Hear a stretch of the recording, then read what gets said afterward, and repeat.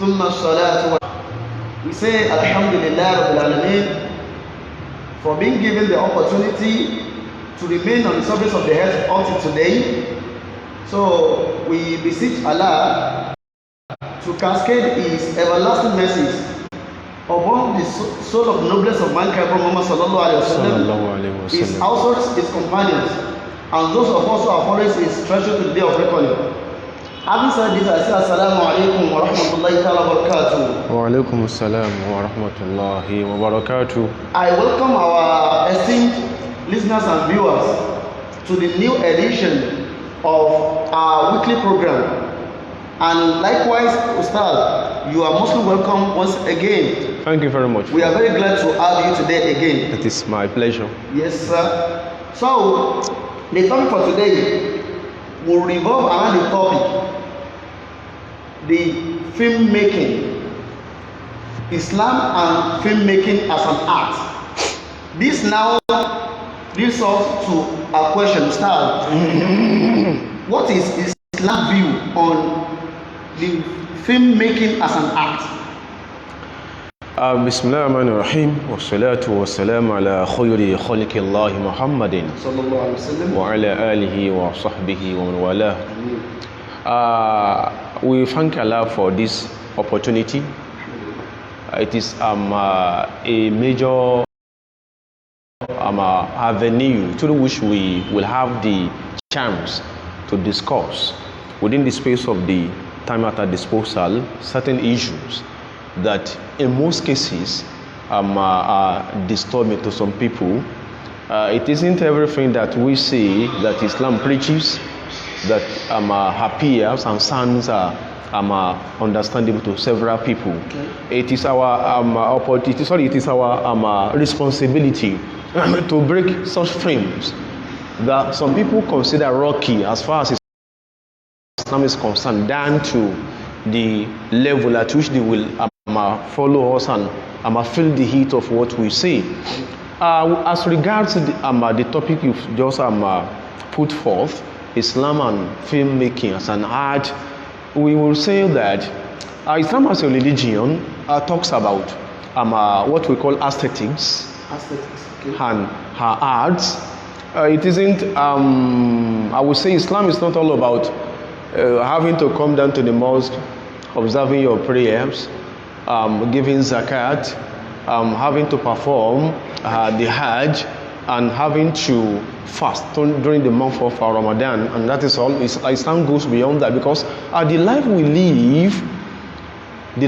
live contains a number of other films to which Islam must respond. Okay. And part of those films is what we are about to discuss. When we talk of filmmaking, it is contemporarily known as cinematography. It is an aspect in cinematography. It isn't that Islam says you should shut your doors rather against what happens around you. Okay. You must be concerned about those things that happen around you, because to every happening, Okay. there are responses from the angle of Islam. So how do we make certain frames understandable to people? How do we picture certain aspects of Islam? How do we outreach those other people who are far from where the discourses of Islam are put on the table? So there are several ways. One of which is what we are about to be discussing. When you go via filmmaking, you want to make certain characters worshipable. You want to speak to certain events by using certain images. So this is basically what cinematography in its contemporary sense is all about. It may involve an aspect anyway. It may involve art discussion, its criticism and conservation. It may involve photography. It may involve drawing. See, it is a topic that is pregnant with other phenomena. But coming down to the aspect of filmmaking, Islam talks about, like I said earlier, what is aesthetical, what talks about beauty, Islam talks about appreciating what is creative and original, and that is what we see in a verse of the Quran where Allah talks about what you and I put on in an aesthetical manner. Allah says, Ya bani Adam, O sons of Adam, qad anzalna ilaykum libasan yuwari sawatikum warisha. We have revealed unto you, we have made the provision for the raiment, that is the clothing. The materials through, from which we make what we put on, we cascade from above. We know this. These materials will add values to us. And what are those values? The aesthetical values. Aside the fact that they cover our nudity. So Allah says, warisha. The word arisha there means what? Atajamul wazina. So it now talks about what is beautiful, and that is why it comes towards creativity and originality. You can bring something out of a situation where you don't expect that thing will come out from. So that is about creativity. So Islam that talks about creativity shall surely talk about ways through which we make certain things seem real without having to go into lie telling. Okay. So in that area, in that regard, we want to say that, and that shall be a message to those who are listening to us. Okay. Our religion does not follow a bishopric style, like we say. Just be a Muslim, pray, fast. Are you following? Exactly, sir. So whenever what you do does not, it's not given a variety, monotony will set in. Exactly. In order to avoid the setting in of a monotony, Islam talks about what can make you livelier after you may have got tired.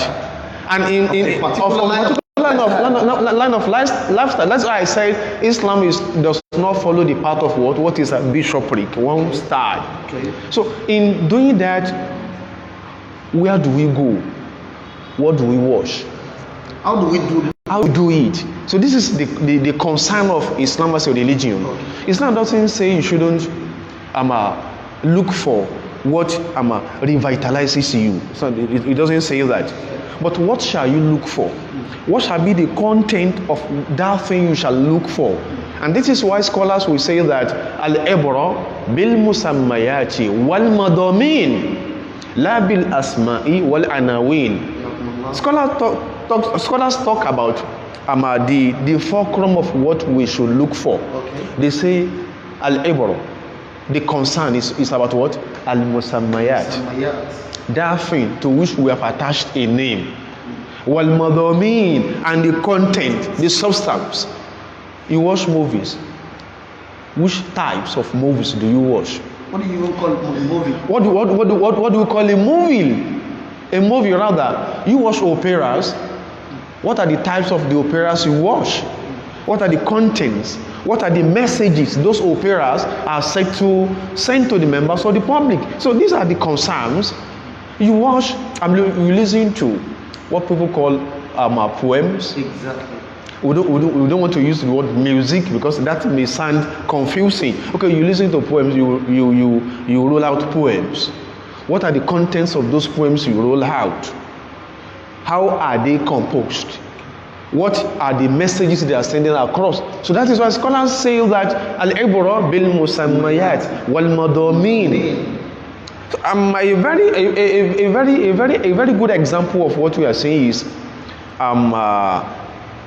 one important thing to those who consider it important. Okay. Those who consider it important. And what is that?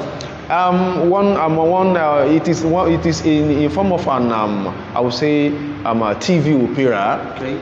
TV opera by the name that I don't want to mention the name, but where people are displayed, or where people display all manners of what we can see, actually exactly. is antithetical to what we know as our values as a people, not only as Africans and not only as a religious people, but as a people. Those things they display there, actually, are against what is commonsensical. That thing is not expected to be ratified by any serious religion because of what? Because of the content and substance. Okay. Ustad, Thank you. If I'm being able to understand you, Islam does not frown at cinematography or filmmaking in its entirety.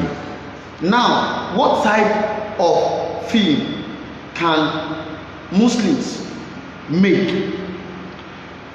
Thank you very much.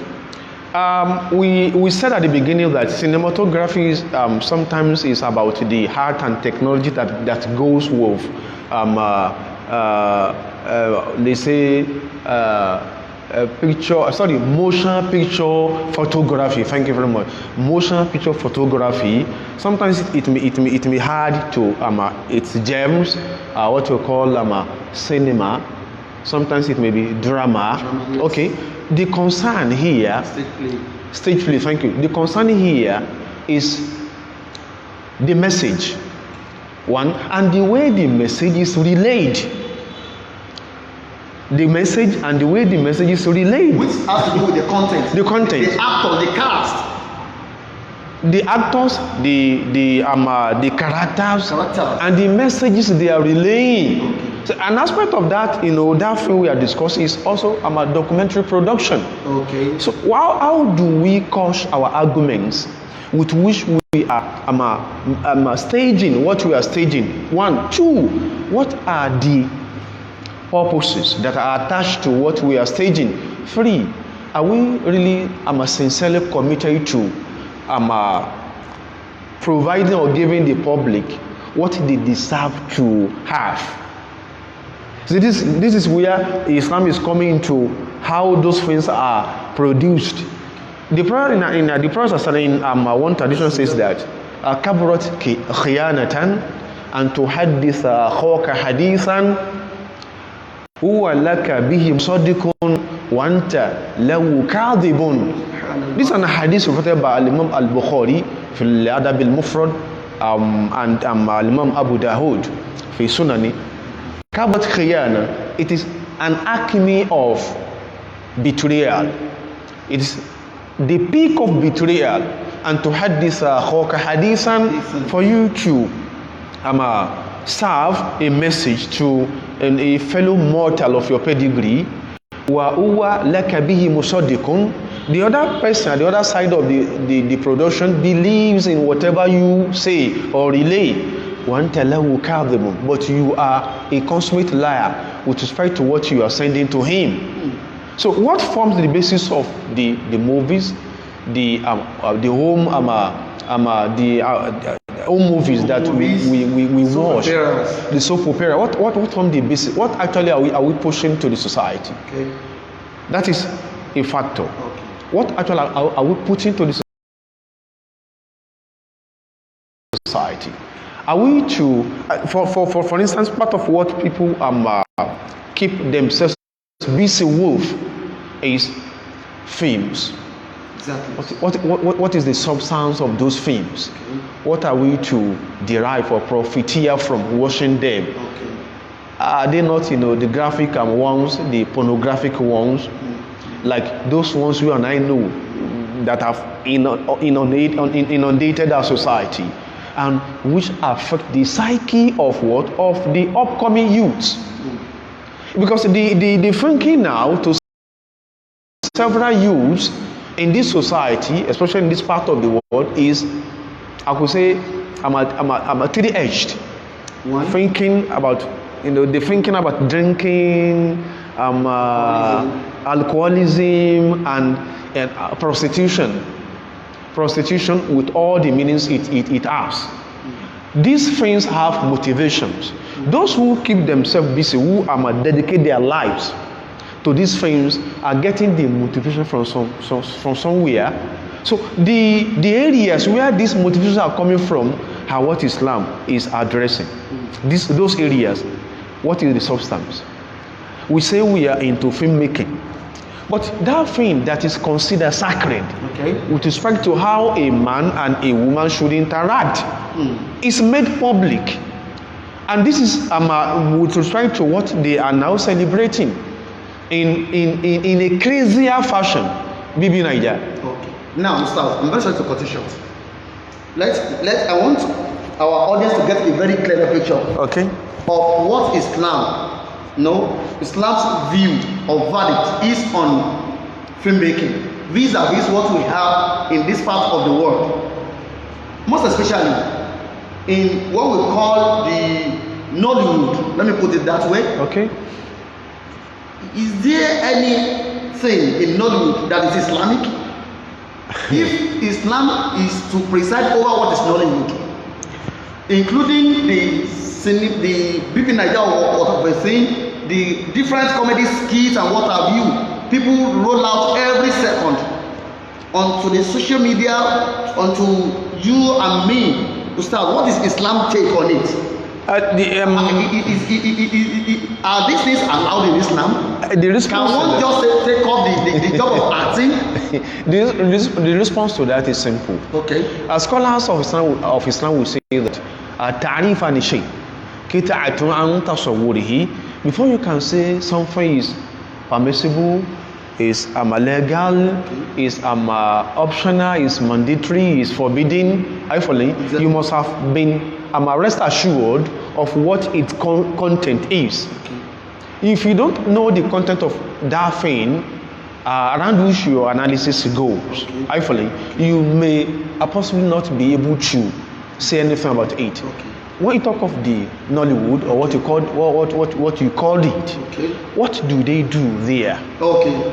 So that is the first port of call. Okay. If I thought it is to be holistically analyzed, what do they do there? Okay. So Ustaz, Okay. I know you hardly have the luxury of time to watch movies. Let me put it that way. So, but from what you could have understudied in what is attainable in our society, Okay. because you said something initial that all this alcoholism, prostitution, and what have you, they have motivation. Sure. And their motivation, their role models are the actors. Of course. And the characters, The characters. people watch in movies. Now, Ustaz, going by this, owing to this, what is Islam take on what we can call filmmaking in this part of the world? The Islamic stance on that is very simple, Which is? and it is going to come from a principle Okay. that scholars of al-usul do roll out in over matters like this. They will say kullu ma yuaddi lal haram fa huwa haram. Kullu ma yuaddi lal haram fa huwa haram. Meaning, Whatever serves as a threshold to that which is forbidden shall be forbidden. Whatever serves leads to that thing which is forbidden shall be forbidden. So that is the basis. You go into filmmaking, is it the type where a woman and a man will go naked only in the name of acting? but I'm coming. If people say what is the big deal in that? Okay, how would you ruffle? How would you rough handle a woman only in the name of acting without you feeling something within you? Are we really sincere with I learned that they have a particular test for that, in which they will ask you to they will test you, they put you to test in respect to how you discipline you, how when you are fondling a woman. And have you forgotten a number of cases where at the locations where films are shot, people do go into what we can describe on here like this? Allah. You forgotten? La tamanana ala nisa walau akha. Don't feel contented that you've made your blood brother, your biological brother, a night watch over a woman. Mafun rijali ala nisai haminu. Nobody is trustworthy when it comes to issues that are pertaining to women. Allah. So you will often be a woman in the name of filmmaking, acting. and you are going to tell us that your libido doesn't rise. You are a liar. You are a liar. We are in this world, we are in this society. We know what goes on. So what we are saying is this.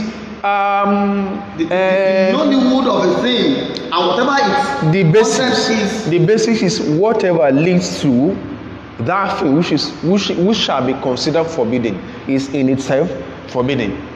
So that is the principle. So it is this principle that will keep us going in analyzing other aspects that go with acting or filmmaking.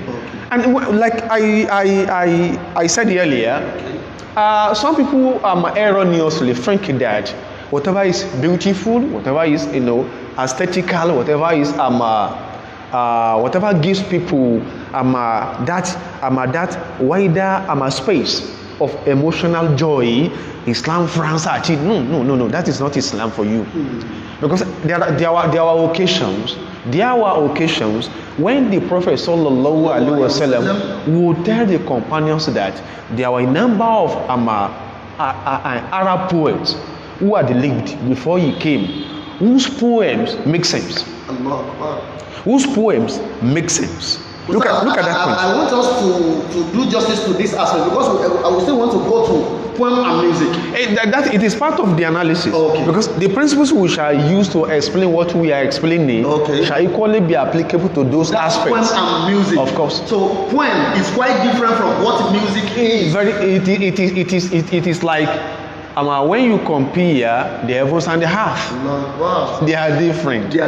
Even if those who are obdurate about defending what is defenseless keep on saying the trashes they say, there are differences between the two. Okay, Ustaz, for the benefit of those who are listening and who are watching us, you've made us understand that what we have in form of cinematography in this part of the world, what we call the Hollywood, the American movie, majority part of which celebrates alcoholism and what have you. Number one, and what we have in Nigeria or in Africa, be it Nollywood, Bollywood, and what have you. So, as long as they lead to haram, they are in their entirety haram. It isn't only Islam that speaks about these films. Could any sincere Christian tell us that what is displayed in the house of Bibi Naija is biblical? I'm sorry, Ustaz. I'm asking the question. No. There will be none. There will be none. Yes. There will be none. I'm very sure about this. There will be none. Now, Ustaz, that is clear now. I strongly believe those people that are listening to us and are watching us must have understood the fact that Islam does not in its entirety frown at what we call cinematography, as long as it does not lead to what is haram. Sure. Is that what you're saying? As long as it does not enjoy coming together of a woman and a man playing whatever. How do we explain that? How do we explain that? And how do we look for excuses for what we know shall engender problems later in the lives of those who are involved? Because the content of what we have now as movies in Nigeria encapsulates the following. Number one, we have alcoholism. That is one. We have prostitution. Sure. We have promoting shirk. Sure. We have promoting shirk, and we have. What do you mean by shirk? A shirk, I mean. Okay, you mean idolatry? Idolatry. Thank you, Star. I intentionally use the register. Idolatry. Is it clear now? So, and it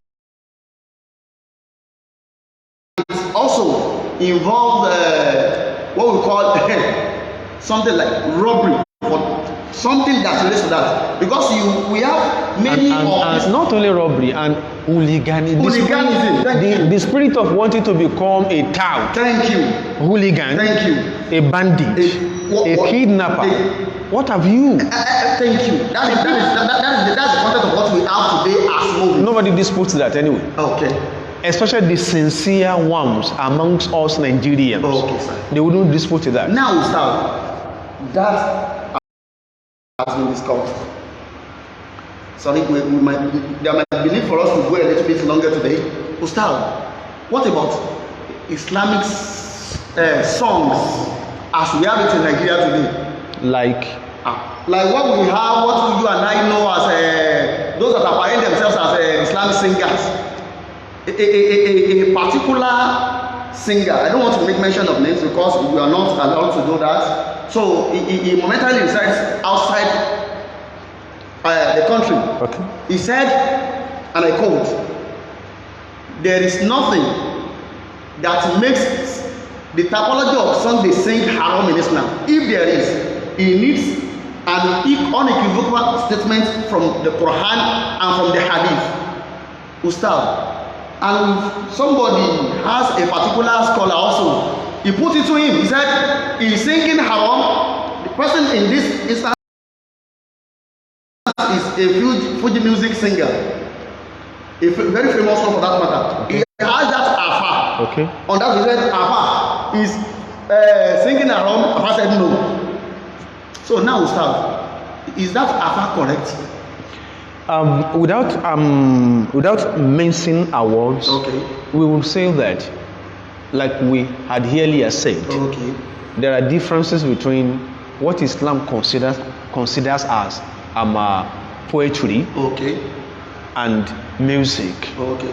One thing differentiates the two, which is the musical instruments, okay, that are made use of, the musical instruments. See, when you say, for instance, when you say Allahu li awdatun fi kulli naibatin, am I singing? Well, to me, I'm not singing. Okay. I'm only reading a poem. Okay. So, but when something extraneous, when something outside the environment of that poem, okay, is now added, okay, it is then it becomes music. And what is that thing that is extraneous? Okay. It is what? It is the musical instrument you are applying. Okay. The musical instruments. You are applying, because that, you see, the guy who says he wants an explicit statement from the Quran, okay, is being mistaken. Okay. And is displaying his stark ignorance, okay, right before every mortal. But he graduated from a particular madrasa from the western part, southwestern part of this country. Does the fact that you have graduated from a university make you a scholar? You are Does not. the fact that you have graduated from a university make you a scholar? It should be, Ustad. You are saying it should be. That doesn't ordinarily make you a scholar. Okay. That somebody has graduated from a popular madrasa, okay, doesn't make him an Islamic scholar. Okay. So this is what people fail to realize. Okay, Ustad, if you may permit me, okay, let me rephrase my question. Okay. Does Islam have songs, or is song? Let me say songs. If the term you have used, okay, is meant to refer to a sheru in its basic form. What's the meaning of a sheru? Al-qasida. Okay. Something that is not connected with musical instrument. This is what the Prophet himself has described. Okay. He says a time will come where people yastahilluna al-harira wal-hira wal-khamra wal-ma'azif. People will make permissible for themselves al-harir, the silk material, al-hira. It isn't. This isn't silky. Okay. So al-hira, that is prostitution. Subhanallah. Al-khamra, all manners of alcoholic drinks that are intoxicating. This statement from the Prophet Muhammad, it is a hadith reported by Imam Bukhari. He is indeed a prophet of Allah. A time will come when people will make permissible for themselves al-harira, al-hirra, bima'na al-bigha, prostitution. Okay. adultery, al-khamr, becoming olosho, olosho, oloshoism. with all the manners, with all the manners and the contemporary pictures it may have taken, wal-khamr, I follow. Exactly, sir. Alcoholism, inebriation, wal-ma'azif, bizai, wal-ma'azif, musical instruments. So when you roll out a poem like we do, would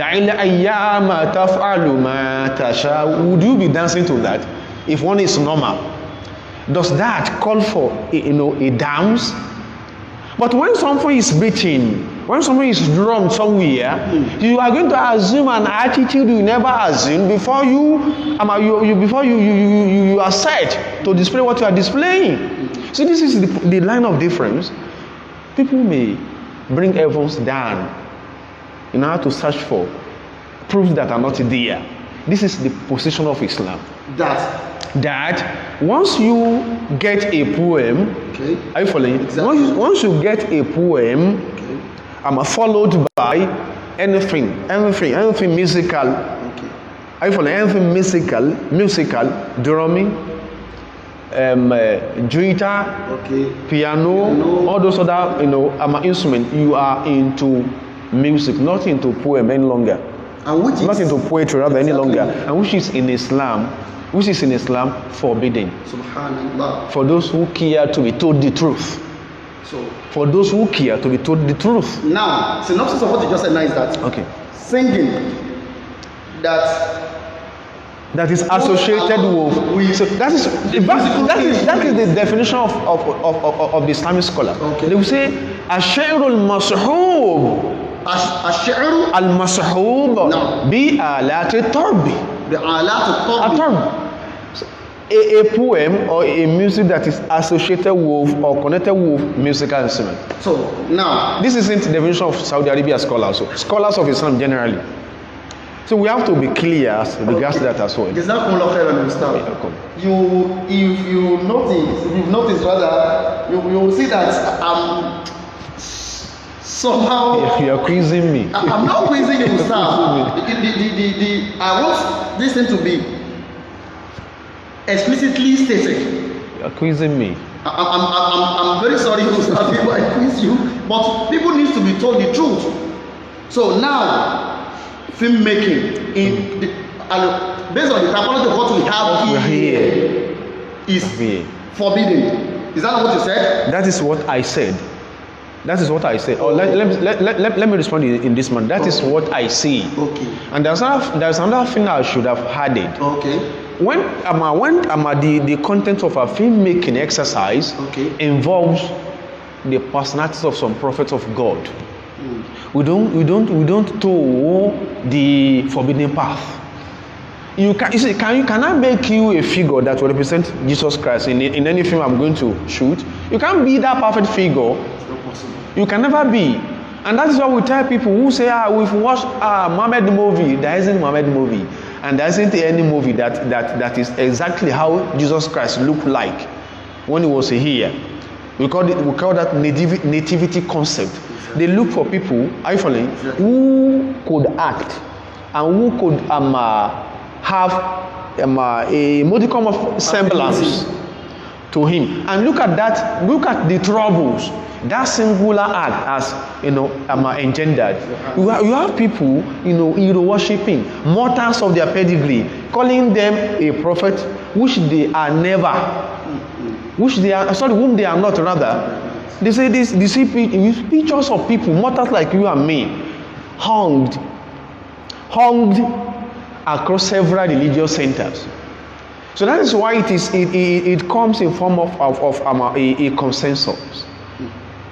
In forms of a consensus across the writings of contemporary Islamic scholars that you can't make anyone resembling of the prophet.